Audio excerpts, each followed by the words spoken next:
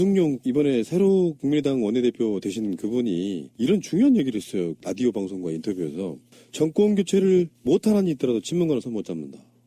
근데 이 말은요, 이거는 순전히 정권 교체를 했을 때의 자기가 이해득실, 친문과 손잡는 거에 이해득실, 이걸 같이 놓고 지금 얘기를 하고 있는 거잖아요. 근데 정권 교체를 못했을 때의 타격은 얘네만 당하는 게 아니잖아. 즉 이거를 여기다가 같은 그 천칭에 놓고 감히 달 수 있는 무게의 이야기냐고, 이게. 정청래 막말파동의 당사자가 이분이잖아, 주승용. 아, 그렇지. 공갈하지 마라 할 때 그 공갈의 주체가 이 사람이었지? 전반적으로 다 믿지는 않는데 중요한 얘기를 했어요, 그 인터뷰에서. 친박, 친문 제외한 단일 후보 내는 정당 만들 것. 이게 이제 흠모는 제3지대의 주인공이 되겠다는 거고요. 이번에 까진 그 문건, 더불어민주당 내의 문건에서도 이제 그게 언급이 된 거잖아요. 반문, 반박인 세력이 제3지대에서 개헌을 지렛대 삼아서 이렇게 모이려고 하는 거니까 그걸 막아야 된다라는 게 그 문건의 내용이었던 거잖아요. 더불어민주당에 30-40명 정도 국회의원들은 나랑 뜻을 같이 한다, 이렇게. 그럼 너 나갈 수도 있다는 얘기인가? 더불어민주당에도 박영선을 비롯한 반문이 있기는 해. 그렇죠. 근데 그 숫자를 구체적으로 밝힌 거예요. 30-40명 정도 된다고. 저는 이 얘기를 들으면서 먼저 발표됐던 서청원이 나가주면 니만 나가주면 니만 나가주면 뭐뭐 해주겠다 이 얘긴데 그거를 이제 여기다 대입을 시켜서 계산을 해보니까 자 니가 나가주고 나중에 대선이 끝나면 복당을 시킬 건데 국회의장을 시켜준다 그랬어. 그러면 대선이 끝나면 지네가 일당이 될 플랜이 있다는 거야, 쉽게 말하면. 그잖아. 그 지네라고 하는 것은 새누리당, 플러스 그러니까 지금 국민의당까지. 남아있는 친박 애들이 자신있게, 야, 청원이 네가 지금 있는 모든 굴레를 쓰고 정현이랑 같이 나가만 주면 내가 너를 반드시 복당시킬 것이며 언제? 대통령 선거 끝나고 올 6월 달쯤에 그때쯤 가면 너를 국회의장을 시켜줄 수 있어. 이 얘기는 얘네들이 실제로 어찌 됐거나 이번 선거 이후에 어떠한 형태로든지 다시 제1당으로 부활할 수 있는 모종의 플랜을 갖고 있다는 고백인 거예요. 뭔 카드가 있다. 그렇지. 그러니까 이 제3지대론이고 나발이고 친박이고 지금 얘가 말하는 친문 이외의 제외 세력이라고 말하는 이것들이 사실상 뒷구멍으로 이미 수계산을 끝낸 게 아니냐 이거야. 지금 있는 그 새누리 잔당들하고 일단 뺐다가 딴 데서 위장이혼 시켰다가 도로 받을 놈들하고 자연스럽게 그 위장이혼 중간에 입양을 할 내 양자들하고 보태가지고 대통령 선거 전후로 해서 이미 과반수를 넘을 수 있는 150석 이상을 확보할 수 있는 자기들 나름대로의 뒷꿍꿍이를 꾸몄다. 나는 이렇게 받아들여진다는 얘기야. 아니 근데 얘기가. 거기다 플러스 나경원 말이 그러니까 서청원이만 잠깐 나가면 나경원 같은 사람은 그 자리에 있으면서, 그래서 지금 쪼개져 나가는 저 당이 그 숫자가 얼마 안 돼서 원내 교섭단체가 안 되도록 하고, 그러니까 분당을 좀 최소화시키고,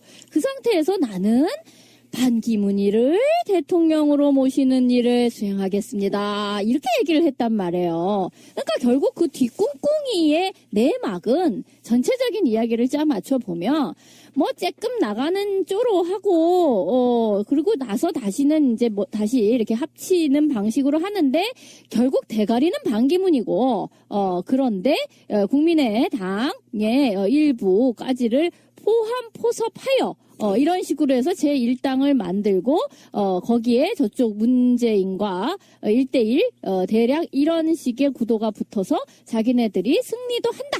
이런 개념 아니겠어요? 그러니까 이런 지점도 하나 있어요. 이렇게만 몰고 갈 것은 아닌 느낌이 뭐가 있냐면은 정치인들의 워딩이라고 하는 게 특히 특정 정파의 어떤 그 장을 맡고 있는 사람들은 약간 뻥 튀기는 게 있어요. 예를 들어서 더불어민주당에 30-40명도 우리하고 뜻이 같다. 내부적으로도 흔들리지. 누구누구가 계산해보니까 한 20명밖에 안 되는 것 같은데 40명이라고 하면은 서로 의심하게 되는 그런 효과도 분명히 있다고 보고. 약간 공갈빵을 튀겨서. 그러니까 사실 난 주승용의 이 워딩은 정말 괘씸한 건 이거예요. 친문 패권주의 배제가 정권 교체보다 중요하다고 이야기를 했는데 이런 말들을 듣게 되면 지금 최근에 더불어민주당에서 나오는 무슨 문건 때문에 약간 뒷말이 좀 있지 않습니까?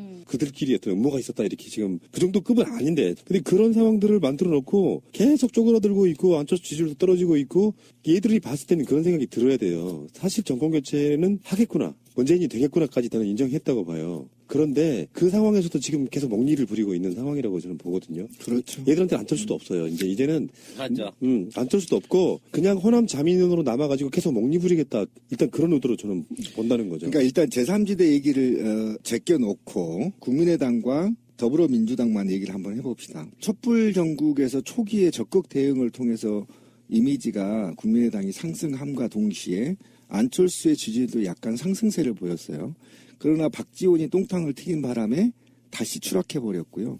지금 강주에서 호남에서 더불어민주당이 50% 가까운 지지율을 보이고 있고 국민의당은 25% 미만으로 떨어졌으면 더블 스코어가 난 상태에서 이게 전제 조건입니다.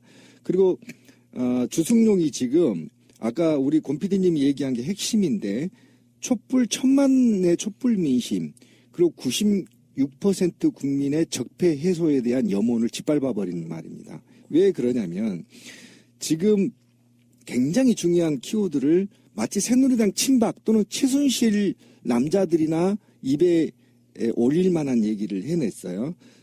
친박 패권주의가 지금 제일 중요하다는 거야. 제일 중요한 건 친박 패권주의. 정말 적폐라는 거야. 이게 적폐라고 해놓고 응. 바로 친문 패권주의로 말아버리는 겁니다.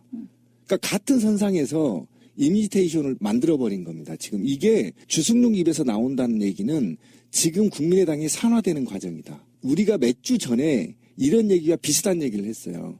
그런데 앞으로 한 달 후에 국민의당이 어떻게 산화되는지 보여주는 대표적인 사례다. 왜? 만약에 국민의당이 다시 살아나고 안철수가 지지율이 높아지려면 호남이 요구하는 정치적 개혁 또는 혁신에 대한 응답을 해야 되는데 지금 국민의당은 호남에서 지지율이 떨어지고 있음에도 불구하고 반호남 정서를 타고 오히려 야권을 공격하는 이상한 프레임이 돼버렸어요. 그리고 야권의 제1후보 지금 곧 당선이 가능한 정권교체 염원이 국민들이 대단히 높은 이 시기에 고춧가루를 확 뿌려버리는 상황이어서 적어도 주승용의 이 발언은 국민의당이 산화되는 과정을 보여주는 거다. 근데 나는 처음에 이 얘기를 들었을 때는 어떻게 얘기를 이해했느냐면요. 내가 정권 교체의 세력에 들지 못해도 난 처음엔 이렇게 들었어. 무슨 소리냐면 내가 더불어민주당과 같이 해가지고 이 정권을 교체하는 그러니까 이기는 편에 들지 못한다 할지라도 그러더라도 난 쟤네랑은 못해 이 얘기를 하는 줄 알았어요. 그러니까 내가 이기는 편에 속하지 않더라도 난 쟤네하고는 한 편을 못 먹겠어라는 대략 그 얘기인가 보다 이렇게 생각을 했거든요. 근데 정권 교체를 못하더라도라는 말은 내가 이기는 편에 들지 않아. 그래서 더불어민주당으로 정권은 교체됐어. 그 상황을 말하는 게 아닌 것 같은 거야. 그러니까 이번에 노골적으로 이야기했잖아요. 지금 현재 새누리당 뛰쳐나온 개보신당 사람들과도 연대하겠다는 뉘앙스를 예, 줬거든요. 그 얘기입니다. 그러니까 이제 진흙탕 만들겠다. 그러니까 이건 먹니예요. 문재인 꼴보기 싫어 지금. 지금 국민의당 사람들 대부분은 그런 거지 않습니까? 더불어민주당 그전에 새정치민주연합에서 워낙에 친문들이 많아가지고 친문들 때문에 우리들 개파가 쪼그라들고 뭔가 손해를 보는 것 같다는 느낌이 드니까 이걸 친문 패권주의라고 얘기해놓고 당 쪼개고 나와가지고 호남에서 자기들끼리 정당 만들어가지고 지금 호남 자민연화 돼 있는 상태까지 그렇죠. 왔단 말이에요. 이 상태에서 새누리당의 본당이라고 할 수 있는 개보신당과도 연대를 하겠다고 이야기를 한 것은 이제 그들의 진짜 정체성이 드러나고 있는 부분이라고 저는 보는데 그래서 여기서 산화되는 이제 과정이죠. 아까 말씀드린 대로 산화 과정 맞아요. 썩어가는 과정인데 뚜껑을 막 땄을 때는 이게 안 썩는 줄 알았어. 방부제는 되는 줄 알았거든.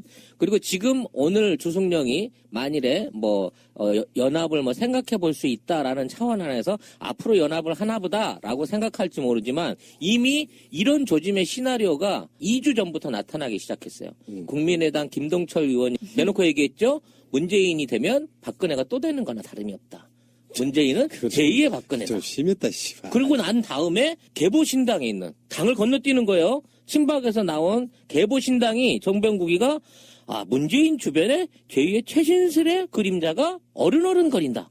이런 얘기를 했단 말이에요. 뭐 안희정을 얘기한 거예요? 아니 제2의 비선 조직들이 벌써 문재인을 좌지우지하고 있다는 식인데 어차피 동일화를 시키는 거야. 쉽게 말하면. 미러링이다 이거지. 친박 패권주의하고 같이. 그렇지. 그래서 맞물려 마치 친박 패권주의를 비난하는 것처럼 공수를 하면서 그와 똑같은 패권주의가 친문에도 있다라는 이번 워딩까지 주승용의 워딩까지란 말이야. 근데 이 인간들이 등장하는 시점과 이것들을 뒷조정했던 인물들이 보인다는 거야. 그 중에 한 명이 김기춘과 박지원이 아닐까 하는 의심을 하게 되는 거예요. 왜? 왜? 지금 원내대표 안에서 원내대표 선거에서 이 두 사람만 나와서 흥행성이 떨어져 버린 부분도 있지만 그리고 김성식이 아닌 주승용이 되자마자 바로 이런 강경한 워딩으로 국민의당이 완전히 이런 보수도 아니라 완전히 이건 뭐 꼴보로 가는 거고 이번에 당 대표 출마에 하는 것도 이제 다 고만고만한 사이즈에서 박지원과 정동영 안에서 결정이 될 거다. 이제 정동영이 고수를 하고 고사를 하고 무너져 버렸어. 그럼 박지원 단독으로 이게 된다는 거나 똑같거든. 이렇게 되면 오늘 주승용이 그래마 지가 원내대표로서 대외적으로 얘기를 하면서 자기네 정당 후보에 있어서 단일 후보 내는 정당을 만들 것이란 말에서 안철수에 대한 일체 언급과 뉘앙스를 빼버렸어요. 이미 안철수는 필요 없다는 거지. 우리는 개보신당하고 단일화된 후보를 내겠다는 선언을 한 거야. 이렇게 되면 도대체 국민의당을 이끌어가고 있는 주체 세력과 그들이 추구하는 바가 뭐냐 말이야. 이미 개보신당하고 국민의당은 합쳐진 거예요, 이제. 국민보신당 된 거야, 이제. 그게 이제 사실이라고 하면요. 호남 유권자들이 냅둡니까? 물론 지금도 호남 그러니까 지금은 티 안 내게 하려고 마치 무슨 단계를 밟아가고 있는 것처럼 얘기를 하지만 얘들이 탈당하고 지금 조직을 개편하고 안철수를 밀어내고 그리고 이런 방향으로 프레임을 공동으로 몰고 가는 걸 볼 때에는 이미 이런 류의 구도가 다 짜여져 있고 심지어는 갈라선 줄 알았던 친박의 혁신위원장이 너 나가서 네가 지금은 네가 뒤집어쓰고 얼굴 면만 좀 깎아주면 너 나갔을 때 복귀시키고 복귀됐을 때는 네가 제1당으로서 국회의장이 될 거야라는 얘기를 해줄 수 있을 정도라 그러면 도대체 이 정치하는 이 개 협작꾼 놈들은 어디서부터 어디까지 지금 뒤에서 계약을 해놓고 있는 거냐고. 제가 나름 그런 이야기를 했었잖아요. 그 정계 개편이 있을 것이다. 그런데 국민의당 같은 경우는 이게 사실 야당이라고 보기도 어렵고 여당이라고 보기도 어렵고 그리고 새누리당이 쪼개지게 되었을 때는 이쪽 비박과 한 뭉탱이가 될 가능성도 매우 높다. 그리고 원래가 안철수와 이 호남계 의원이라는 쪽이 그다지 화학결합이 이루어진 것도 아니고 현재 안철수의 지지율이 점점 떨어지기 때문에 용도 폐기될 가능성이 매우 높아서 저쪽으로 가서 불러붙을 수가 있다. 그 얘기를 했을 때 나우님도 아니 근데 걔네는 호남을 기반으로 하고 있는 대응이기 때문에 그렇게 했을 때는 자기네 지지 기반이 무너지기 때문에 불가능하다 이런 얘기를 하셨었잖아요. 지금도 그렇게 생각하세요? 나는 이렇게 생각하는 거예요. 지금 주승용의 워딩은 전후 상향을 좀 봐야 된다고 봐요. 더불어민주당이 국민의당보다 지금 호남에서 지지율이 압도적입니다. 높아. 정권 교체 가능한 세력에게 지금 민심을 몰아주고 있는 거예요. 그렇죠. 심지어 안철수는 호남에서 이재명 다음이란 말이에요. 그렇죠. 그러니까 지금 자기들이 여러 가지 패들 중에 안철수라고 하는 대권 주자를 밀고 있는 그 패는 지금 소멸하고 있는 거라고 보거든요. 그렇죠. 그러면 이 상황에서 안철수가 소멸해 가면은 그 호남 지분을 갖고 있는 국민의당 사람들이 자기들이 위상을 올리려면 어떻게 해야 될까요? 튕겨야 됩니다. 저는 그런 패라고 보는 거예요. 지금 이 근데 상황에서. 그 튕기는 표를 잘못 튕겼다는 거 제가 다시 설명을 그러니까, 드려볼게요. 그러니까 지금 1000만의 민심 그리고 96%의 적폐를 해소하자는 국민들의 염원은 적어도 오늘 현재까지는 정권교체를 염원했고 그 정권교체가 가능한 사람을 문재인으로 봤고요. 그리고 당은 더불어민주당에게 받습니다. 이게 수권정당, 집권 가능한 당이기 때문입니다. 그래서 문재인과 더불어민주당의 지지율이 급상승을 하고 있고 현재 당선 가능한 수준까지 와 있습니다. 그런데 국민의당이 한번 봅시다. 이 키워드는 뭐냐면 반문 다 모여 키보드입니다. 반문 다 모여. 반문 다 모여도 정책으로 대결한 게 아니고요. 그냥 친박 패권주의에다 이미지를 더 씌워서 친문 패권주의를 하나의 이미지와 형상화 만드는 거죠. 그러면 이건 정책 대결이 아니에요. 음해와 모략을 통해서 문재인의 인기를 끌어내리겠다는 주장이죠. 그런데 이것과 관련해서 새누리당 할아버지하고도 같이 연대하겠다고 선언한 거라는 겁니다. 다시 말씀드리면 지금 MB가 조정하고 있다라는 개보신당 일부와 그다음에 더더욱이 지금 친박이라고 하지만 향후에 살아남아야 할 정치인들 그리고 이것과 관련해서 더불어민주당이 집권을 했을 경우 솔직히 말하면 숙청당할 사람들 한둘이겠습니까? 이 불안한 세력들이 결합된 거대한 반 더불어민주당 세력들을 끌어모으고 그리고 그것들이 더불어민주당보다 국회의원 수가 더 많이 만들어서 압도적으로 지금의 더불어민주당의 지지를 끌어내리겠다는 심상입니다. 제가 몇 번 참여 얘기를 드렸지만 거기에 황교안부터 반기문까지 손학규까지 전부 연계가 돼 있는 거고 MB까지 연계가 돼 있는 거고요. 최순실과 박근혜 잔당들이 여기까지 러브콜을 보내고 있는 상태라는 거죠. 이런 걸 비롯해서 보면 제가 왜 소멸되는 과정이라고 얘기를 하냐면 지금 이 말은 촛불 시민혁명을 뒤엎어버리는 굉장히 심각한 말이에요. 역적과도 같은 역적입니다. 발언이라서. 완전히 역적입니다. 그래서 제가 이 말을 워딩을 토론을 해본 거고요. 뭔가 무리수를 두고 있다는 것은 그만큼 위기의식을 느낀다는 뜻이거든요. 그렇죠. 탄핵 심판 박근혜 측 이야기 중에 저는 가장 좀 걱정스럽고 우려됐던 게 이런 겁니다. 촛불 민심은 국민 민심이 아니다. 이게 어떤 의미를 갖고 있는 말이냐면은 기존의 좌파 운동권들, 전문 시위꾼들이 이걸 주도해가지고 국민들을 선동해서 국민들이 지금 거기에 현혹돼가지고 촛불에 나오고 있는 거라는 이야기예요. 이 국민들이 그렇게 진짜로 생각한다는 게 아니라 물론 말도 안 되는 이야기죠. 지금 각종 언론들이 그래서 지금 언론들까지도 지금 탓을 하고 있습니다. 언론들이 심지어는 지금 우리나라 언론들이 북한의 연관성 뭐 이렇게까지 이야기를 하면서 탄핵 정국에 있어서의 민심은 누군가에 의해서 조정되고 있다. 이런 탄핵 심판에 가서도 색깔론을 꺼내드는 고질적인 문제가 지금 나오고 있는 거예요. 그게 이제 서석구 변호사라는 사람인데 이 양반 뭐 검색어에 계속 올라가고 저 사람 대체 뭐냐 싶은 정도의 그런 인물인데요. 서석구 변호사. 그래서 지금 박근혜 변호인단 쪽에서는 깜짝 놀래가지고 민심이 아니다 뭐 이런 발언에 대해서 전체의 뜻은 아니다 이렇게 쉴드를 치고 있습니다.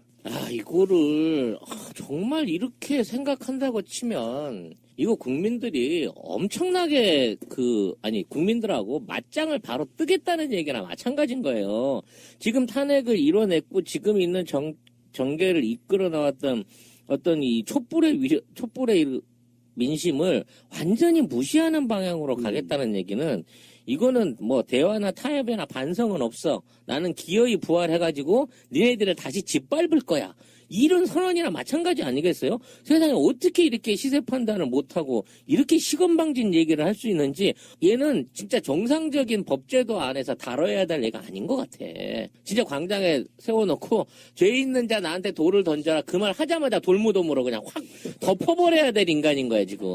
헌재의 두 번째 변론이 의결서에 적시된 내용들을 하나하나 지금 확인하고 물어보는 과정이었는데 생명권 보호 의무 위반이 세월호 얘기하는 겁니다. 뇌물수수부 각종 형사법 위반, 비선 조직에 따른 국정농단 사건, 그다음 대통령 직권남용, 언론 자유 침해, 아까 블랙리스트나 뭐 이런 거죠. 이걸 나눴는데 지금 변호인단의 주장은 이거예요. 박근혜 변호인단 주장은 탄핵 자체가 헌법 파괴 행위다. 왜? 네. 그러니까 탄핵의 사유가 없다라는 겁니다. 구체적으로 얘기하면 최순실이 국정에 관여한 바도 없고, 네. 그다음에 박근혜가 직접 뇌물을 받은 적도 없고, 박근혜가 블랙리스트를 직접 작성하는 것도 없다라는 얘기입니다. 자, 근데 오늘 윤전추가 나왔는데 다 모른다 뭐 그렇게 이야기하고 옷값은 박근혜 대통령이 냈다고 했고요. 세월호 사고 당일날 관저의 미용사들을 모셔드렸다 이렇게 얘기를 합니다. 그러니까 미용사 부분은 사실 확정해 주는 거예요. 나는 내가 지금 뭔가 이상하게 잘못 꽂혀 있을 수도 있는데 세월호 7시간 부분에 있어서 미용사는 사실이라고 할지라도 저는 그거는 중요한 내용이 아니라고 저는 생각하는 사람이란 말이에요. 윤전추나 최순실 일가 쪽 사람들의 논리적인 거에 의하면은 다 국가 기밀 사항이 돼야 됩니다. 사생활이거나. 근데 미용사 부분만큼은 다 인정을 하고 있단 말이에요. 그래서 미용사 자체가 어떤 식으로 진실이라고 할지라도 좋게 안 보이는 건 사실인 것 같고요. 그러니까 우리가 예전에도 얘기했지만 어쨌든 터져도 적게 터지겠다는 거예요. 그러니까 국민들한테 박근혜가 터지더라도 4월 16일 날 소비했던 시간들을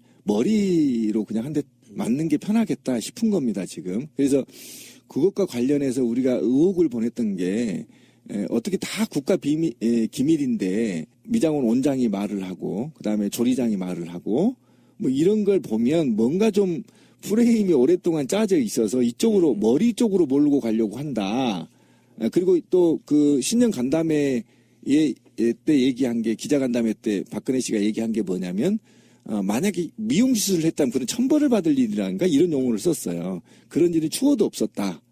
네, 머리를 만졌다. 이런 얘기를 하는 거거든요. 그러니까 관련자들 모두가 머리로만 꽂혀 있거든요. 그러면 그 머리로만 그냥 이번 4월 16일 날 행적은 그냥 땜빵 하겠다 이런 겁니다, 지금. 지금 윤전추가 아주 예민한 내용들에 대해서는 대부분 모른다 이런 거였는데 한 발언들은 주로 보면 이런 것들이에요. 세월호 당일에 관저에 갔지만 어떤 일을 했는지 기억이 안 난다. 사실은 모른다죠. 다음에 박근혜 대통령의 의상 비용은 현금으로 줬다. 이거이고요. 세월호 당일 내가 미용사 등을 차를 태워 청와대로 안내했다고요. 청와대 관저에서 최순실 본 적 있다예요. 이거는 뭐 아니라고 말할 수가 없었겠죠. 김영재 성형외과 원장이나 성형외과 원장을 청와대에서 본 적이 없다예요. 내가 청와대 발탁된 배경을 알지 못한다 해요. 이 부분이 이게 재밌는 게 내가 발탁된 배경을 알지 못한다는 자기 실드 같고요. 이게 최순실과 연관성이 중요한 거잖아요. 그러니까 누가 봐도 최순실 라인으로 들어와서 박근혜 감시용 또는 사용용으로 지금 꽂힌 사람이 윤전추하고 이영선으로 대부분 분류가 되는데 왜 발탁됐는지 모른다라고 하는 것도 사실 뻔뻔한 거짓말이고 김영재 성형외과 원장은 청와대에서 본 적 없다는 말은 반대로 해석하면 될 것 같습니다. 여러 번 봤다는 뜻일 거예요. 김영재가 청와대에 직접 들어와서 보안 손님으로 들어오는 것들을 봤다고 증언을 해버리는 순간에 그 모든 뭐 알리바이나 이런 것들이 다 뒤집혀야 되는 상황이잖아요. 세월호 7시간에 관한 부분도. 그러니까 김영재는 본 적이 없다고 해야 됩니다. 한 번도. 그리고 청와대 관저에서 최순실 본 적이 있다는 도저히 거짓말 할 수 없어서일 거라고 저는 추정을 한번 해보는 겁니다. 그거 하나는 그래도 자기가 봤다고 하는 게 성과가 있는 거예요. 청와대 최순실을 봤다는 것이 굉장히 성과가 있는 겁니다. 아니 청와대 현직 직원들이나 이런 사람도 제보해가지고 언론에 나오고 있는. 그러니까 그건 거짓말 칠 수가 거짓말 할 수가 없었죠. 이게 어쨌든 윤전추 말에 의하면 가장 가까운 박근혜 씨하고 가장 가깝게 행동했던 사람 중에 최순실을 봤다라고 한 건 최순실이 청와대를 수시로 들랑달랑 했다는 게 증명된 거기 때문에 이거는 뭐 빠져나갈 수 없는 상황이죠. 그러니까 윤전추는 이영선하고 더불어서 한 번도 출석을 하거나 증언한 적이 한 번도 없기 때문에 이 사람 입에서 어떤 말이 나오느냐가 초미의 관심사였는데 지금 나온 이야기들이 대충 그렇다는 거예요. 근데 나름 굉장히 최소한의 이야기만 한 거네요. 그렇죠. 네. 응. 그럼 뭐 내가 거기 어떻게 가게 됐는지 알지 못한다. 이 말도 좀 웃기는 얘기인 것 같아요. 왜냐면 누가 나를 취직시켜줬는지는 모르는데 내가 어느 날 3급 행정관이야. 씨발 이게 말이 돼? 아니 정유라도 최근에 내가 학점에 대해서는 나도 의아하다 이런 소리를 했단 말이야. 근데 그게 이제 곧바로 또 거짓말로 금방 밝혀졌지 않습니까? 이런 식으로 내가 뭐 대단히 특혜를 받은 줄 알고 있지만 글쎄 나도 잘 모르겠어요. 왜 그런지는 내 의사와는 관계없이 그냥 그런 일이 일어났어요. 이런 얘기니까 자기 실드에 해당된다고 봐야 되겠죠. 그러니까 윤전추의 증언들 중에 이런 게 있어요. 오전 9시 이후에는 서류가 와서 전달해드렸다. 오전 중에 안봉근 비서관이 급한 전화 연결인지는 모르겠으나 급한 전화 때문에 올라온 걸로 기억한다. 그리고 그날 외부인이 들어온 적은 없다. 미용사 빼고는 없는 걸 알고 있다. 이렇게 이야기하고 있거든요. 그러니까 이 지점에서 이야기 좀 이상하지 않습니까? 미용사 빼고라는 표현에는 미용사는 확정을 시켜놓고 그 외에 다른 사람이 들어온 적 없다고 말을 하려면 여기서 숨기고 싶어하는 사람은 제 초정컨대 그건 김영재라고 보거든요. 그런 느낌 나지 않아요? 그렇죠. 아니면 제2의 주사 아줌마라든지 하여튼 뭔가 실질적으로 미용사로 뒤집어 씌우려고 하는, 그러니까 미용사가 뚜껑이 돼 있는 감춰져 있는 인물이 있는데 그 인물이 우리가 예상하고 있는 김영재라든지 뭐 기존에 있는 인물 이외에 지금 우리가 자꾸 의심을 하잖아. 뭔가 아무래도 한두 사람은 더 있는 것 같은데 하는 예상들을 할 수 있게 하는데 그런 류의 또 다른 어떤 숨겨진 비밀이 있지 않을까라는 생각도 하게 되는 아니, 거예요. 그렇게 바라보시면 안 되고 야당과 특검이 사실은 목표 타겟을 정해놓고 쫓고 있는 거예요. 결론을 내려놓고 증명해가는 과정이란 말이에요. 그 결론이 뭐냐면은 시술을 받으면서 프로포폴 맞았답니다. 그렇지. 그게 지금 나오고 있기 때문에 그것이 아니라고 계속 쉴드를 치고 있는 거예요. 거기에 김영재 같은 의사가 들어가면 안 되는 거예요. 그래서 자, 그러면 이 말을 종합해 보면 14년 4월 16일 날 관저에 있었단 얘기네. 그건 확실한 거네, 그럼. 저쪽에서 나오는 모든 메시지는 그들의 주장에 의하면. 거짓말이라는 전제하에 들어주는 그렇지. 게 중요한데 네. 예를 들면 이렇게 될 수 있거든요. 음모론에 의하면은 박근혜가 심지어 저 아래에 있는 바닷가까지 갔다 왔다는 음모론도 있어요. 그러니까 그들이 말하는 것 중에 어떤 가설을 세워놓고 거기에 접근하기 위해서 이번에 청문회 할 때도 그랬잖아요. 야당 국회의원들 중에 모님께서 이렇게 말씀하셨다고. 세월호 7시간은 프로포폴 게이트라고 이야기를 했어. 그러니까 박근혜가 프로포폴 맞으면서 자느라고 세월호의 대응이 늦었다는 어느 정도 결론이 내려져 있는 상태입니다. 현재까지 나오는 정황으로는. 그렇다 보니까 그것이 아니라는 것에 대한 증명을 하기 위해서 당시에 미용사 외엔 들어온 사람이 없고 미용사가 들어오는 건 맞다고 뭔가 그런 측면이 있잖아요. 프로포폴과 시술의 연관성을 없애기 위해서 엄청나게 노력한다는 게 바로 이런 지점이라는 거죠. 그리고 사실상 이번에 지가 나서가지고 지가 데리고 들어왔다 이것도 굉장히 알리바이상으로 뭔가 좀 그 말이 안 맞는 얘기란 말이야. 딴 날도 아닌 그날만 유일하게 들어오는 시간이 오후 1시로 늦었는데 그걸 가서 자기가 데리고 왔다는 자체가 들어오는 과정에서의 그동안의 그 특이점, 다른 점. 평상시에는 오전에 들어와서 했다 그러잖아. 그거와 차이가 나는 점을 자연스럽게 희석하기 위한 아주 나름대로는 열심히 머리를 짠 거예요. 얘네들 답변 그러니까 정유라 인터뷰도 마찬가지지만 어쨌든 지금 윤전추의 말도 굉장히 정제되어 있고 짜임새 있게 얘기를 했다란 말이에요. 그러니까 그렇다면 굉장히 많은 연습을 했다라는 거죠. 그러니까 미용 시술을 안 했다라고 박근혜가 간담회에서 기습적으로 발언을 했기 때문에 이게 박근혜 그다음에 최순실 윤전추 비서관들 모두가 다 어쨌든 그날 머리 손질로 늦었다라는 걸로 입을 맞추고 그다음에 미용 시술은 하지 않았다는 걸로 이미 그들이 프레임을 만들어 놓은 거예요.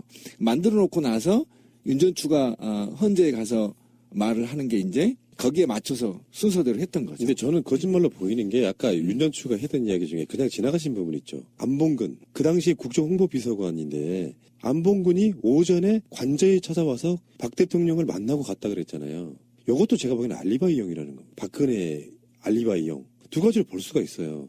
세월호 7시간과 관련해서 안봉근이 만나고 갔다는 게 지금 윤전추 자체도 골 때리는 게 그날 4월 16일 날에 대해서는 대부분 기억이 안 난다 그랬단 말이에요. 근데 안봉근이 오전 관저에 와서 대통령을 만났다라고 이야기를 하면 대통령이 청와대에 있었다라든지 깨어 있었다는 증명 같은 그렇지. 걸 수도 그걸 있고, 하려고 하는 거죠. 그게 일 수도 있고 하나 더는 만약에 안봉근이 왔다 간 게 사실이라면 이런 거 있을 수 있잖아요. 전원 구조랑 관련이 있을 수 있어. 전원 구조가 됐다고 하니 하던 일정을 하십시오라는 그런 것도 가능하다고 보는 거예요. 어쨌건 이렇게 봐야 됩니다. 모든 언론들이 속보랍시고 막 뭘 띄워요. 그걸 기정사실화 시켜버리는데 지금 이영선은 안 나오고 윤전추만 나와서 증언하는 것들에는 뭐냐면 이영선 입에서 나와서는 박근혜에게 불리할 수 있는 증언 단 한 가지도 없을 거라는 생각을 한번 해보시면은 안봉근의 존재를 드러냈다고 하는 게 어느 날 갑자기 안봉근이 왔으니까 뭔가 있었을 거야가 아니라 전반적으로 야당이나 특검이 세워놓은 어떤 결론에 대한 가설에 대한 그걸 깨기 위해서 계속 뭔가 알리바이를 만들어내고 있다고 보시면 된다는 거죠. 윤전추가 모든 책임 같은 것을 지고 나와서 불리한 국면을 돌파하기 위해서 치밀하게 짜여진 프레임으로 박근혜 알리바이를 하나씩 만드는 역할을 하려고 나왔다는 거죠. 자기가 윤전추가 자기 역할보다 더 엄청나게 과잉 경호를 한 거거든요. 보필을 한 거죠, 한마디로. 당일도 마찬가지고 돈봉투도 본인이 갖다 줬대잖아요. 그러니까 본인이 돈봉투도 갖다 주고 밀봉된 노란 봉투에 갖다 준 게 윤전추가 돈인지 어떻게 알아요. 그런데 노란 봉투, 돈이 들어가 있는 노란 봉투를 고영태 의상실에 보내줬다. 자기가 직접 갖다 줬다. 그 얘기도 했고 미용사도 어쨌든 본인이 데리고 들어갔다. 뭐 이런 걸 전부 다 알리바이를 얘기한 걸 보면 윤전추를 통해서 어느 정도 알리바이를 좀 확보하고 굳히기 작전으로 들어가는 게 아니냐. 네. 그러니까 윤전추의 기본적인 역할을 이렇게 봐야죠. 윤전추는 지금 최순실의 사실상의 박근혜와의 연결고리 중에 가장 핵심이에요. 그렇죠. 그러니까 박근혜 표현에 의하면은 자기가 시대로가 표현한 것처럼 최순실은 기본적으로 문고리 3인방을 그러니까 시정처럼 부리지는 못했어요. 그래서 박근혜 옆에 윤전추라고 하는 자기가 부리던 시대를 꽂아놓은 겁니다. 그런 역할이라고 보면 되는. 그러니까 지금 아까 자기가 왜 행정관이 됐는지를 모르겠다고. 그러니까 우리도 궁금했던 게 지금도 윤전추가 청와대에 있을까 했는데 있었던 건 사실이네요. 그렇게 욕을 먹고도. 그러니까 뭐 헬스 트레이너 하시는 분이 3급이라 그랬지. 3급이요, 3급. 그때 그것 때문에 그 우리 신비님이 엄청 분노하셨잖아요. 평생 못 가볼 자리를. 평생 못 가볼 자리를 트레이너만 잘해도 가고. 근데 어쨌든 아까 말한 대로 윤전추가 만약에 미용사가 들어왔다 하더라도 본인의 업무가 아니에요. 그러니까 본인의 미용사가 들어오든 돈봉투를 갖다 주든 어쨌든 저는 이영선이 그 역할을 맡아야 되는 게 업무 분장상 맞고요. 그런데 윤전추가 그렇게 들어오는 목적은 어쨌든 박근혜 씨의 물리적인 건강을 위해서 들어왔기 때문에 업무 분장상도 윤전추가 맞지 않습니다. 이영선이 맞는 건데 어쨌든 윤전추가 모두 다 뒤집어 쓰고 박근혜의 알리바이를 지금 증명해주고 있는 거거든요. 그러니까 굉장히 훈련되고 짜임새 있게 앞뒤를 봐가면서 준비가 됐다 이렇게 보시면 되겠네요. 이게 한여도 급이 있는데 이게 헬스 시키는 코치 선생을 돈 심부름 시키고 밖에 있는 일 내보내고 할 것 같지는 않아. 난 어떻게 생각해도 지금 있는 상황에서 윤전추가 하는 말은 그 부분 안에 돈 심부름 얘기까지 해서 지금 현재 박근혜가 걸려있는 뇌물죄 중에 부인 못하고 있는 게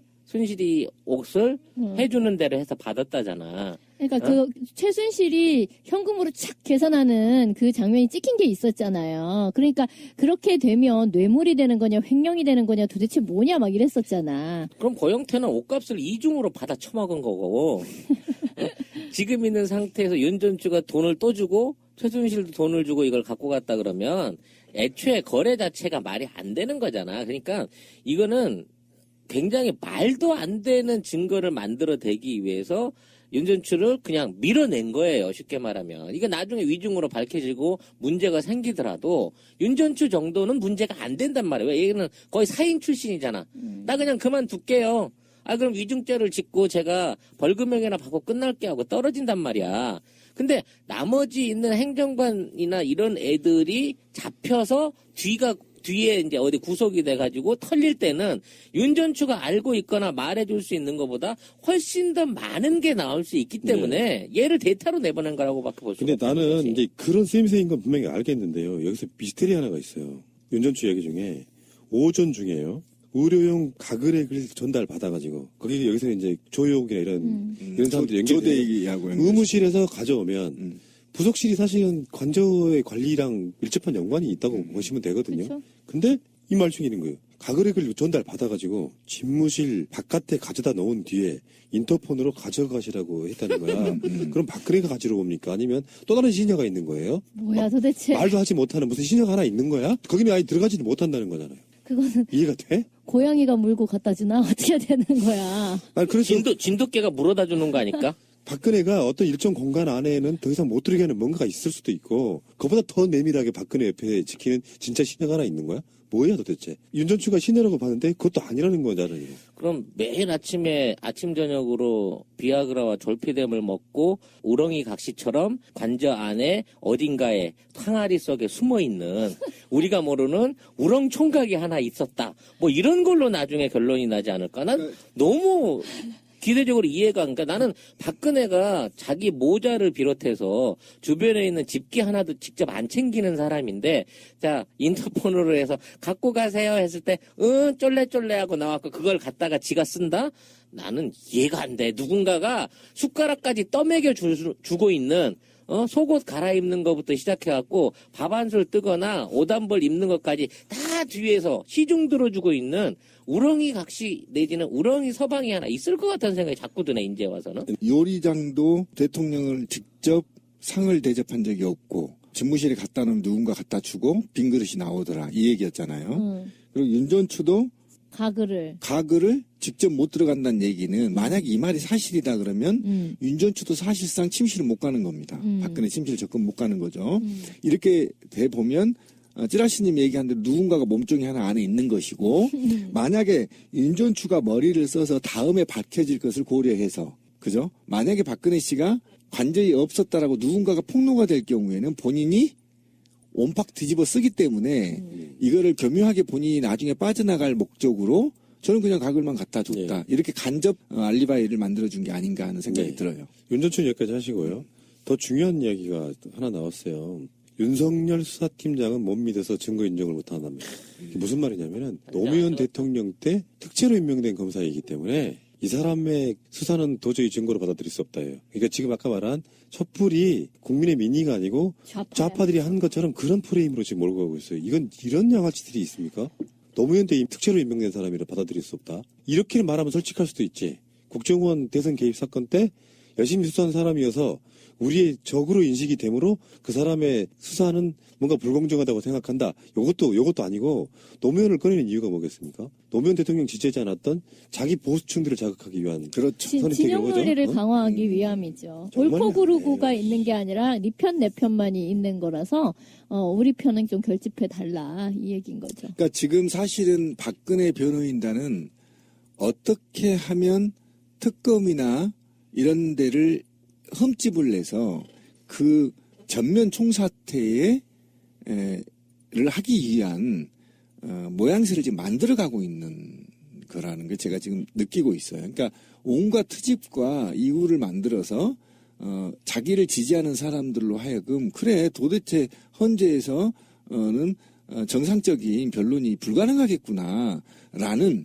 그런 이미지를 만들어 가려고 온갖 트집과 이유를 달아서 네. 지금 문제 제기를 하고 있다 이렇게 보는 거예요. 그 윤석열 검사가 1994년에 검사가 돼요. 그러다가 2002년도에 잠깐 한 1년 정도 변호사 생활을 합니다. 검찰 떠나가지고. 그러다가 바로 2003년에 다시 검찰에 그 당시 왜 가끔씩 지금도 그런 거 있어요. 이렇게 검찰 인원이 부족하면은 검찰 출신들 중에 충원하는 그 제도가 있어. 그거 특제라고 말하는 건데 이 윤석열 검사가 한 수사 중에 뭐가 있냐면요. 안희정, 강금원 이 사람들 구속했던 전력이 있는 사람이에요. 예, 맞아요. 오히려 그러니까, 노무현 사람들을 쳤죠. 가혹하게 했던 그런 측면이 있는데 노무현 때 특제된 사람이라서 노무현 편일 것이고 노무현 편이면은 박근혜에게 적대적일 것이다. 이런 논리를 지금 짜고 있는 정말 비열하지 않습니까? 비열의 끝판왕들. 자, 하나만 더 해보겠습니다.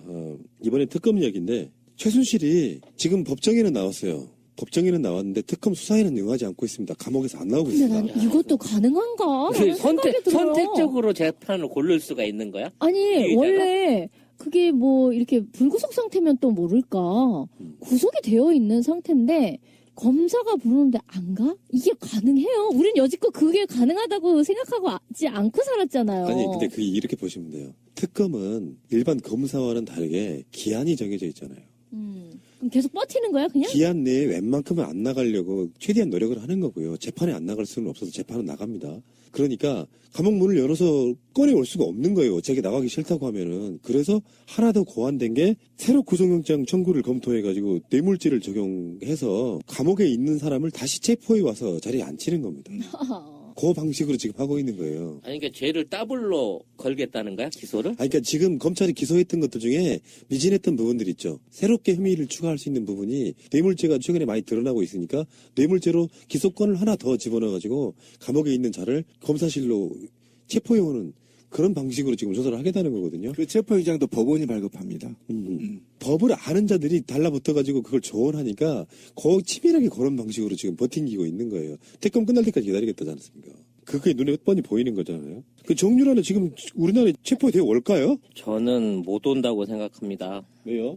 이게 올 것 같았으면 사실 20살짜리 혼자 있는 여자애 하나 구인해오는 게 과연 그렇게 어려웠을까요? 주변에서 뭐 어마어마한 경호원이 이렇게 막 둘러싸고 있는 것도 아니고 일반 교민들하고 어울려져서 감히 내가 누가 나를 건드려 하고 아나무인으로 살던 애 하나를 우리나라 외교부라든지 현지 공관이라든지 또는 여기서 특파돼서 갈 수 있는 수사관들이 가가지고 강제 구인해오는 게 그렇게 어려워서 지금까지 안 되고 있었을까요? 이번에 덴마크에서 얘가 잡히긴 했지만 그동안 외교부가 얘기했던 여권 무효, 공조 수사 요청, 인터폴 적색 수배, 기타 등등등, 하나도 제대로 현지에서 적용할 수 있는 논리가 없는 거예요, 현재로서는.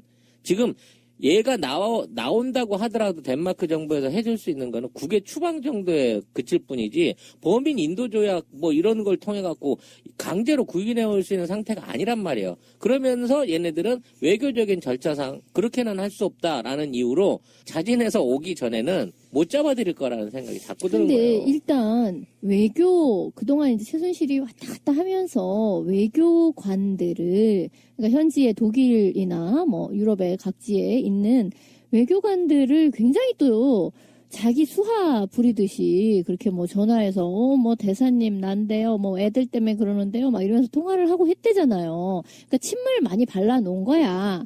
그래서인지 어째서인지 혹은 순전히 사무적인 그 기일과 절차 때문인지는 알 수 없으나 인터폴의 적색 수배 또는 여권 무효화하는 그것이 국내에서는 이미 다 되고 있는 것처럼 얘기가 됐지만 실제로는 그것이 발효되고 있는 상태가 아닌 때에 어쨌든 JTBC 기자의 제보에 의해 가지고 잡힌 거는 맞는데, 근데 거기에서 처음에는 72시간 구금한다라고 했다가 거기에서 좀 더 날짜는 늘어났어요. 그러니까 그 구금이 그치게 되었을 때 이쪽에서 적색수배 같은 것이 발효가 그때도 안 됐을 때는 붙잡아둘 수 있는 명목이 없는데, 그런데 그거를 막기 위해서 어쨌든 좀 더 구금 날짜를 더 연장은 되었는데, 근데 그렇다고 해서 딱 정말 적색 수배를 포함해서 국내 송환을 빼도 박도 못하게 할 수 있을 만큼이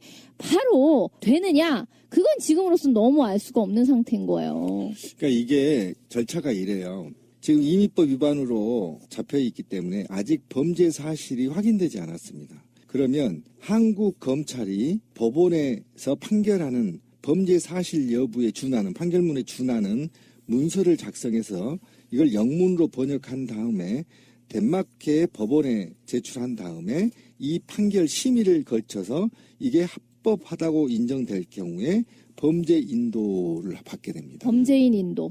범죄인 인도를 받게 되는데 이 과정이 최소 2달 정도 걸린다는 거예요. 너무 많이 걸리는데? 왜 그러냐면 덴마크는요, 검찰이나 판사가 하는 게 아니에요. 제가 우리나라도 빨리 도입해야 된다는 뭘로 하는 거죠? 국민 배심원으로 하는 겁니다.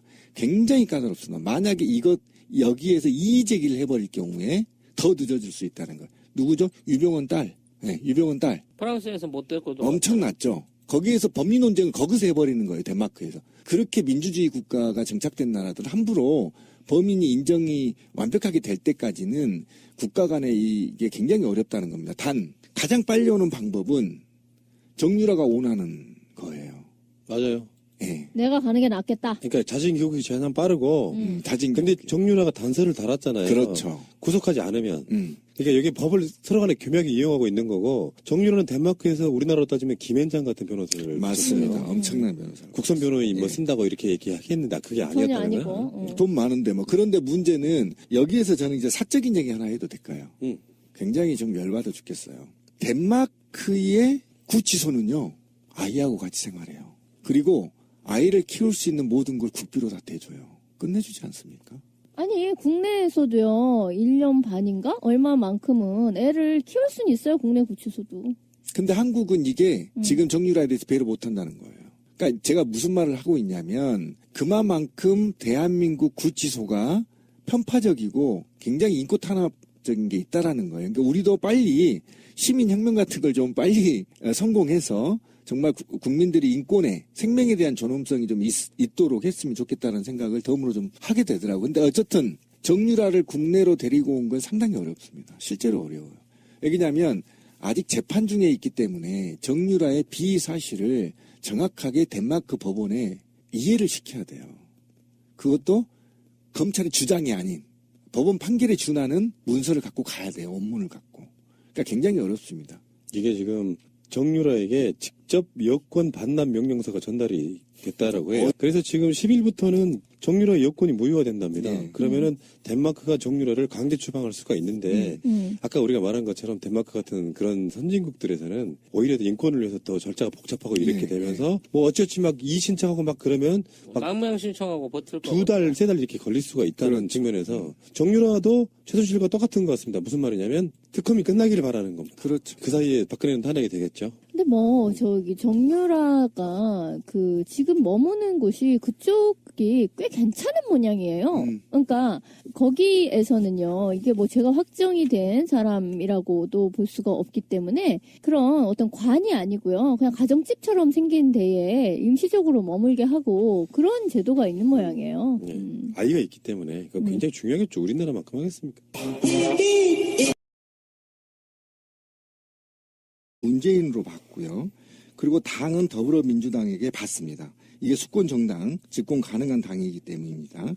그래서 문재인과 더불어민주당의 지지율이 급상승을 하고 있고 현재 당선 가능한 수준까지 와 있습니다. 그런데 국민의당이 한번 봅시다. 이 키워드는 뭐냐면 반문 다 모여 키보드입니다. 반문 다 모여. 반문 다 모여도 정책으로 대결한 게 아니고요. 그냥 친박 패권주의에다 이미지를 더 씌워서 친문 패권주의를 하나의 이미지와 형상화 만드는 거죠. 그러면 이건 정책 대결이 아니에요. 음해와 모략을 통해서 문재인의 인기를 끌어내리겠다는 주장이죠. 그런데 이것과 관련해서 새누리당 할아버지하고도 같이 연대하겠다고 선언한 거라는 겁니다. 다시 말씀드리면 지금 MB가 조종하고 있다라는 개보신당 일부와 그다음에 더더욱이 지금 친박이라고 하지만 향후에 살아남아야 할 정치인들 그리고 이것과 관련해서 더불어민주당이 집권을 했을 경우 솔직히 말하면 숙청당할 사람들 한둘이겠습니까? 이 불안한 세력들이 결합된 거대한 반 더불어민주당 세력들을 끌어모으고 그리고 그것들이 더불어민주당보다 국회의원 수가 더 많이 만들어서 압도적으로 지금의 더불어민주당의 지지를 끌어내리겠다는 심상입니다. 제가 몇 번 참여 얘기를 드렸지만 거기에 황교안부터 반기문까지 손학규까지 전부 연계가 돼 있는 거고 MB까지 연계가 돼 있는 거고요. 최순실과 박근혜 잔당들이 여기까지 러브콜을 보내고 있는 상태라는 거죠. 이런 걸 비롯해서 보면 제가 왜 소멸되는 과정이라고 얘기를 하냐면 지금 이 말은 촛불 시민혁명을 뒤엎어버리는 굉장히 심각한 말이에요. 역적과도 같은 역적입니다. 발언이라서. 완전히 역적입니다. 그래서 제가 이 말을 워딩을 토론을 해본 거고요. 뭔가 무리수를 두고 있다는 것은 그만큼 위기의식을 느낀다는 뜻이거든요. 그렇죠. 탄핵 심판 박근혜 측 이야기 중에 저는 가장 좀 걱정스럽고 우려됐던 게 이런 겁니다. 촛불 민심은 국민 민심이 아니다. 이게 어떤 의미를 갖고 있는 말이냐면은 기존의 좌파 운동권들, 전문 시위꾼들이 이걸 주도해가지고 국민들을 선동해서 국민들이 지금 거기에 현혹돼가지고 촛불에 나오고 있는 거라는 이야기예요. 이 국민들이 그렇게 진짜로 생각한다는 게 아니라 물론 말도 안 되는 이야기죠. 지금 각종 언론들이 그래서 지금 언론들까지도 지금 탓을 하고 있습니다. 언론들이 심지어는 지금 우리나라 언론들이 북한의 연관성 뭐 이렇게까지 이야기를 하면서 탄핵 정국에 있어서의 민심은 누군가에 의해서 조정되고 있다. 이런 탄핵 심판에 가서도 색깔론을 꺼내드는 고질적인 문제가 지금 나오고 있는 거예요. 그게 이제 서석구 변호사라는 사람인데 이 양반 뭐 검색어에 계속 올라가고 저 사람 대체 뭐냐 싶은 정도의 그런 인물인데요. 서석구 변호사. 그래서 지금 박근혜 변호인단 쪽에서는 깜짝 놀래가지고 민심이 아니다 뭐 이런 발언에 대해서 전체의 뜻은 아니다 이렇게 쉴드를 치고 있습니다. 이거를 정말 이렇게 생각한다고 치면 이거 국민들이 엄청나게 국민들하고 맞짱을 바로 뜨겠다는 얘기나 마찬가지인 거예요. 지금 탄핵을 이뤄냈고 지금 있는 정계를 이끌어 나왔던 어떤 이 촛불의 민심을 완전히 무시하는 유승용 이번에 새로 국민의당 원내대표 되신 그분이 이런 중요한 얘기를 했어요. 라디오 방송과 인터뷰에서 정권 교체를 못한 한이 있더라도 친문과는 손 못 잡는다. 근데 이 말은요, 이거는 순전히 정권 교체를 했을 때의 자기가 이해득실, 친문과 손잡는 거에 이해득실, 이걸 같이 놓고 지금 얘기를 하고 있는 거잖아요. 근데 정권 교체를 못했을 때의 타격은 얘네만 당하는 게 아니잖아. 지금 이거를 여기다가 같은 그 천칭에 놓고 감히 달 수 있는 무게의 이야기냐고, 이게. 정청래 막말파동의 당사자가 이분이잖아, 주승용. 그렇지. 공갈하지 마라 할 때 그 공갈의 주체가 이 사람이었지? 전반적으로 다 믿지는 않는데 중요한 얘기를 했어요, 그 인터뷰에서. 친박, 친문 제외한 단일 후보 내는 정당 만들 것. 이게 이제 흠말로 제3지대의 주인공이 되겠다는 거고요. 이번에 까진 그 문건, 더불어민주당 내의 문건에서도 이제 그게 언급이 된 거잖아요. 반문, 반박인 세력이 제3지대에서 개헌을 지렛대 삼아서 이렇게 모이려고 하는 거니까 그걸 막아야 된다라는 게 그 문건의 내용이었던 거잖아요.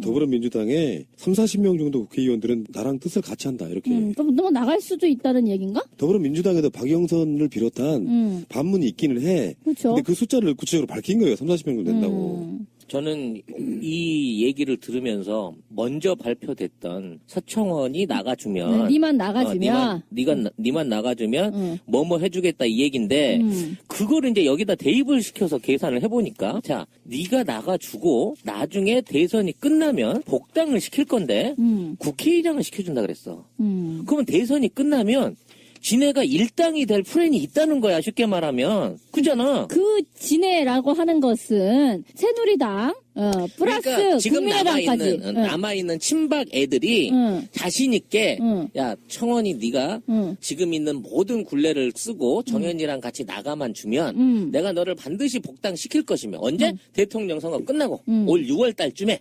그때쯤 가면 너를 국회의장을 시켜줄 수 있어. 이 얘기는 얘네들이 실제로 어찌 됐거나 이번 선거 이후에 어떠한 형태로든지 다시 제1당으로 부활할 수 있는 모종의 플랜을 갖고 있다는 고백인 거예요. 뭔 카드가 있다. 그렇지. 그러니까 이 제3지대론이고 나발이고 친박이고 지금 얘가 말하는 친문 이외의 제외 세력이라고 말하는 이것들이 사실상 뒷구멍으로 이미 수계산을 끝낸 게 아니냐 이거야. 지금 있는 그 새누리 잔당들하고 일단 뺐다가 딴 데서 위장이혼 시켰다가 도로 받을 놈들하고 자연스럽게 그 위장이혼 중간에 입양을 할 내 양자들하고 보태가지고 대통령 선거 전후로 해서 이미 과반수를 넘을 수 있는 150석 이상을 확보할 수 있는 자기들 나름대로의 뒷꿍꿍이를 꾸몄다. 나는 이렇게 받아들여진다는 얘기야. 아니 근데 얘기가. 거기다 플러스 나경원 말이 그러니까 서청원이만 잠깐 나가면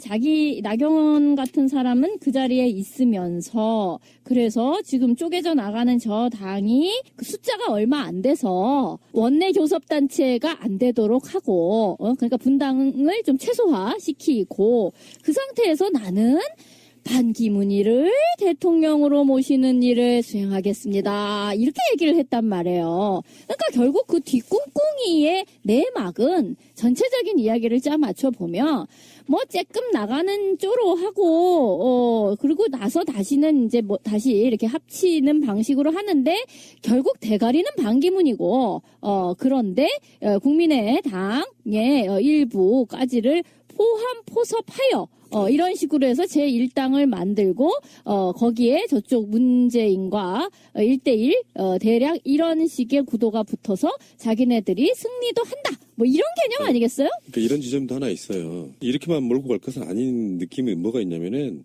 정치인들의 워딩이라고 하는 게 특히 특정 정파의 어떤 그 장을 맡고 있는 사람들은 약간 뻥 튀기는 게 있어요. 예를 들어서 더불어민주당에 30-40명도 우리하고 뜻이 같다. 내부적으로도 흔들리지. 누구누구가 계산해보니까 한 20명밖에 안 되는 것 같은데 40명이라고 하면은 서로 의심하게 되는 그런 효과도 분명히 있다고 보고. 약간 공갈빵을 튀겨서. 그러니까 사실은 난 주승용의 이 워딩은 정말 괘씸한 건 이거예요. 친문 패권주의 배제가 정권 교체보다 중요하다고 이야기를 했는데 이런 말들을 듣게 되면 지금 최근에 더불어민주당에서 나오는 무슨 문건 때문에 약간 뒷말이 좀 있지 않습니까? 그들끼리 어떤 음모가 있었다 이렇게 지금 그 정도 급은 아닌데 근데 그런 상황들을 만들어 놓고 계속 쪼그라들고 있고 안철수 지지율도 떨어지고 있고 얘들이 봤을 때는 그런 생각이 들어야 돼요. 사실 정권 교체는 하겠구나. 문재인이 되겠구나까지 나는 인정했다고 봐요. 그런데 그 상황에서도 지금 계속 먹리를 부리고 있는 상황이라고 저는 보거든요. 그렇죠. 얘들한테 안철수도 없어요. 이제는 맞죠. 안철수도 없고 그냥 호남 자민으로 남아가지고 계속 먹리 부리겠다. 일단 그런 의도로 저는 본다는 거죠. 그러니까 일단 제3지대 얘기를 제껴놓고 국민의당과 더불어민주당만 얘기를 한번 해봅시다. 촛불 전국에서 초기에 적극 대응을 통해서 이미지가 국민의당이 상승함과 동시에 안철수의 지지율도 약간 상승세를 보였어요. 그러나 박지원이 똥탕을 튀긴 바람에 다시 추락해버렸고요. 지금 강주에서 호남에서 더불어민주당이 50% 가까운 지지율을 보이고 있고 국민의당은 25% 미만으로 떨어졌으면 더블 스코어가 난 상태에서 이게 전제 조건입니다. 그리고 주승용이 지금 아까 우리 권 PD님이 얘기한 게 핵심인데 촛불 1000만의 촛불 민심 그리고 96% 국민의 적폐 해소에 대한 염원을 짓밟아버리는 말입니다. 왜 그러냐면 지금 굉장히 중요한 키워드를 마치 새누리당 친박 또는 최순실 남자들이나 입에 올릴 만한 얘기를 해냈어요. 친박 패권주의가 지금 제일 중요하다는 거야. 제일 중요한 건 친박 패권주의가. 정말 적폐라는 거야. 이게 적폐라고 해놓고 응. 바로 친문 패권주의로 말아버리는 겁니다. 그러니까 같은 선상에서 이미테이션을 만들어버린 겁니다. 지금 이게 주승용 입에서 나온다는 얘기는 지금 국민의당이 산화되는 과정이다. 우리가 몇 주 전에 이런 얘기가 비슷한 얘기를 했어요. 그런데 앞으로 한 달 후에 국민의당이 어떻게 산화되는지 보여주는 대표적인 사례다. 왜? 만약에 국민의당이 다시 살아나고 안철수가 지지율이 높아지려면 호남이 요구하는 정치적 개혁 또는 혁신에 대한 응답을 해야 되는데 지금 국민의당이 완전히 이런 보수도 아니라 완전히 이건 뭐 꼴보로 가는 거고 이번에 당 대표 출마에 하는 것도 이제 다 고만고만한 사이즈에서 박지원과 정동영 안에서 결정이 될 거다. 이제 정동영이 고수를 하고 고사를 하고 무너져 버렸어. 그럼 박지원 단독으로 이게 된다는 거나 똑같거든. 이렇게 되면 오늘 주승용이 그나마 지가 원내대표로서 대외적으로 얘기를 하면서 자기네 정당 후보에 있어서 단일 후보 내는 정당을 만들 것이란 말에서 안철수에 대한 일체 언급과 뉘앙스를 빼버렸어요. 이미 안철수는 필요 없다는 거지. 우리는 개보신당하고 단일화된 후보를 내겠다는 선언을 한 거야.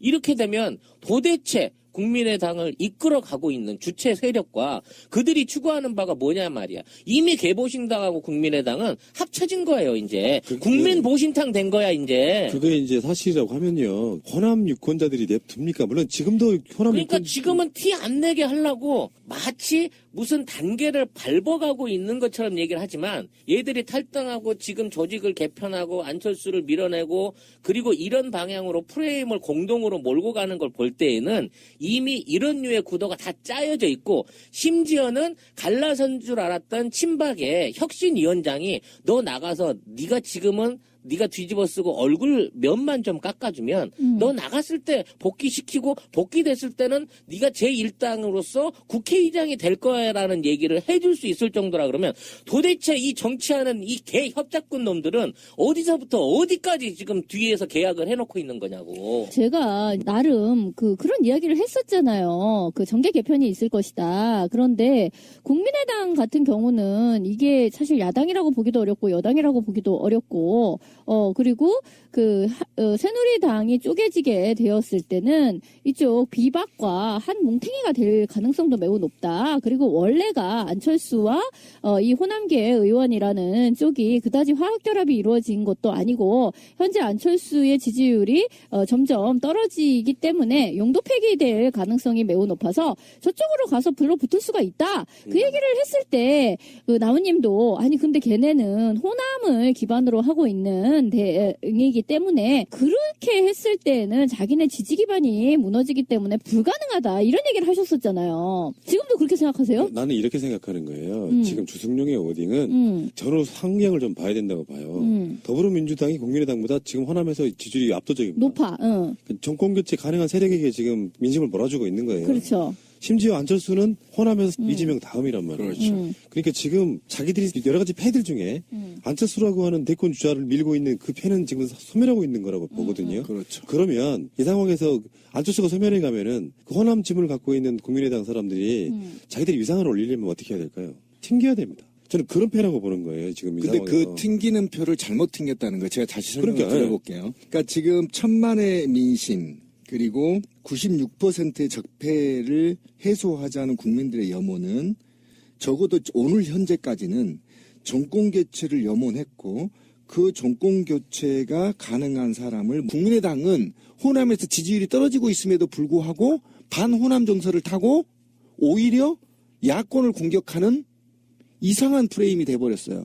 그리고 야권의 제1후보 지금 곧 당선이 가능한 정권 교체 염원이 국민들이 대단히 높은 이 시기에 고춧가루를 확 뿌려버리는 상황이어서 적어도 주승용의 이 발언은 국민의당이 선화되는 과정을 보여주는 거다. 근데 나는 처음에 이 얘기를 들었을 때는 어떻게 얘기를 이해했느냐면요. 내가 정권 교체의 세력에 들지 못해도 난 처음엔 이렇게 들었어. 무슨 소리냐면 내가 더불어민주당과 같이 해가지고 이 정권을 교체하는 그러니까 이기는 편에 들지 못한다 할지라도 그러더라도 난 쟤네랑은 못해 이 얘기를 하는 줄 알았어요.